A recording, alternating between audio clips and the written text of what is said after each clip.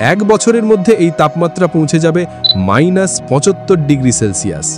মহাসাগরগুলো ধীরে ধীরে জমে যাবে, পৃথিবীর ভূমি হবে বরফের চাদরে ঢাকা এক ভৌতিক রাজ্য। সূর্য ছাড়া গাছপালা ফটোসিনথেসিস করতে পারবে না, মানে অক্সিজেন আর খাদ্য উৎপাদন বন্ধ হয়ে যাবে।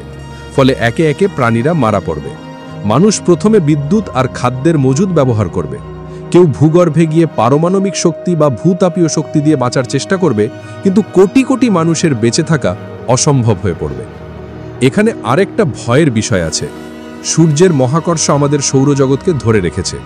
সূর্য নিভে গেলে সেই আকর্ষণও মিলিয়ে যাবে। ফলাফল, পৃথিবী সহ সব গ্রহ মহাশূন্যে ছিটকে পড়বে।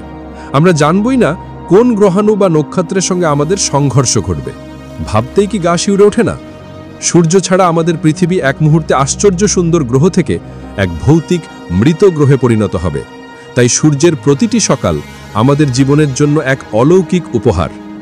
এমন আরও অজানা যদি জানতে চাইলে ভিডিওটিতে লাইক দিন, চ্যানেলটি সাবস্ক্রাইব করুন, আর ভিডিওটি যদি ভালো লাগে শেয়ার করতে ভুলবেন না।